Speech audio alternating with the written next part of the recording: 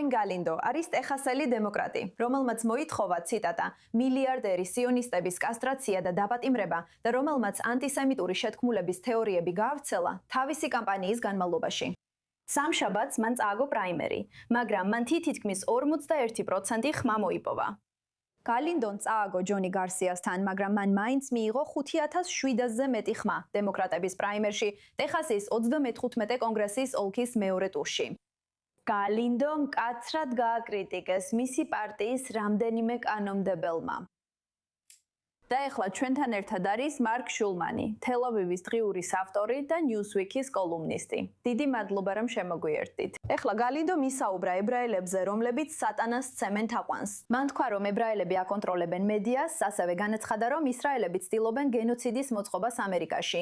და მაინც ის ამტკიცებს, რომ ანტისემიტი არ არის, უბრალოდ ანტიზიონისტია. რას ამბობს ეს იმაზე, თუ როგორ ხდება ესეთი სიძულვილის რიტორიკის ნორმალიზება, რომ მას შეუძლია ასე უბრალოდ თქვას ეს. შეგიძლია უბრალოდ გააკეთო ეს. სწორია, ეს ნორმად იქცა, ეს სრულიად ნორმალიზებულია და ის იდეა, რომ შეგიძლია თქვა ისრაელი, მაგრამ შემდეგ ისაუბრო ებრაელებზე, რომლებიც მხარს უჭერენ ისრაელს. და უცებ ებრაელები, რომლებიც მხარს უჭერენ ისრაელს, უკვე უნდა წავიდნენ საკონცენტრაციო ბანაკებში და ყველაფერი, რაც ამას უკავშირდება. და ეს რაიმე ფორმით ნორმალურად ითვლება, რომ მისი ოლქის 41%-მა მისცა მას ხმა, რომ მან მიიღო ერთი ხმა გარდა თავისი ქმრისა თუ რაც არ უნდა იყოს. უბრალოდ ძნელია დაიჯერო, ხო, ასეა. ვერ დამაჯერებდი ამას, რომ გეთქვა ჩემთვის 5 წლის წინ, 10 წლის წინ, ან ოდესმე მას შემდეგ, რაც ჰოლოკოსტი დასრულდა ამერიკაში. ანუ მას შემდეგ, რაც ამერიკელებმა აღმოაჩინეს, რომ ევროპაში ჰოლოკოსტი იყო, თუ მეტყოდი, რომ კონგრესის რაიონში 41% ადამიანი მისცემდა ხმას კანდიდატს, რომელმაც მოუწოდა ებრაელების დაჭერასა და საკონცენტრაციო ბანაკებში ჩასმას და სხვა საშინელებებს, გეტყოდი, რომ გიჟი ხარ. მაგრამ სწორედ აქ ვართ ახლა. ამ ეტაპზე შეუძლებელ მდგომარეობამდე მივედით. და ის ფაქტი, რომ ასეა, გულწრფელად გითხრა მაშინებს. იცი, კი, ის დაგმეს, მაგრამ კარგი, მაგრამ 41%-მა მას მისცა ხმა.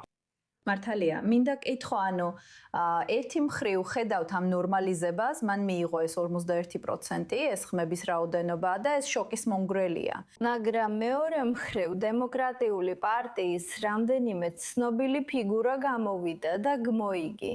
ანუ ეს არის ადამიანი, რომლის შესახებაც მომავალშიც უფრო მეც გავიგებთ. შეგვიძლია ველოდოთ, რომ ისგან კიდევ ბევრს მოვისმენთ. ან მათ დაგმეს იგი. ანუ ეს უბრალოდ წარმოუდგენლად აღმაშფოთებელია.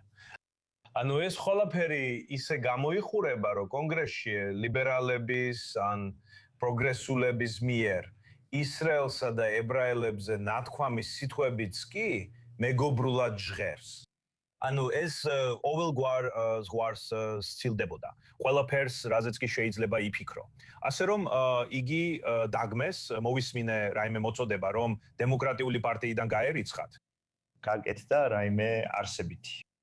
გულისხმობ. ვფიქრობ, ეს რაღაცას მაინც ნიშნავს. და რა თქმა უნდა, ამ პოლიტიკური სპექტრის ორივე მხარეს ხდება ნორმალიზაცია. ეს არის ყველაზე შემაშფოთებელი ნაწილი. ეს მხოლოდ დემოკრატიულ პარტიაში არ ხდება. კარგი, ანუ ის დემოკრატად იხრიდა კენჭს, მაგრამ მარტივად შეგიძლია წარმოიდგინო, რომ უკიდურეს მემარჯვენეზე მყოფი ვინმე თითქმის იგივე სიტყვებს იტყოდა. რამდენად შორს არიან, იცი, ის და ფლანტესი. არის რაიმე განსხვავება მათ შორის.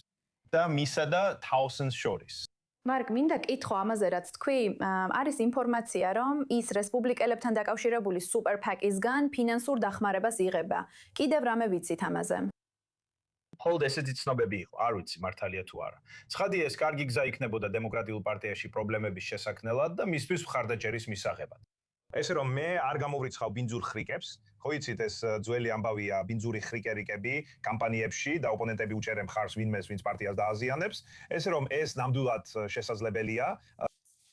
მაგრამ ნახეთ, ვფიქრობ, იმ წერტილს მივახციეთ, რომ ამას ვეღარ დავაიგნორებთ. მე არ ვარ იმ ადამიანებს შორის, ვინც ამბობს, რომ ეხლა 30-იანებია და ისინი ესეთები არიან. ამას არასდროს ვამბობდი.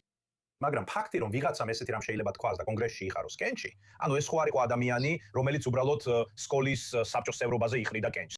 ის კონგრესის კანდიდატად იხრიდა კენჭს. მან პირველ ტურში ხმების უმრავლესობა მოიპოვა, მაგრამ აბსოლუტური უმრავლესობა არ ჰქონდა. ამიტომ მეორე ტური გაიმართა. მეორე ტურში ის დამარცხდა.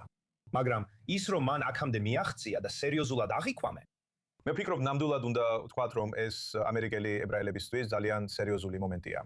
და გულწრფელად რო ვთქვა, არ ვიცი რა უნდა გავაკეთოთ ამასთან დაკავშირებით. შენ და მე აკვართ. ეს ცოტათი ამარტივებს საქმეს, მაგრამ ძალიან გასაკვირია, რბილად რო ვთქვათ. კი, მაკ შულმანი, დიდი მადლობა.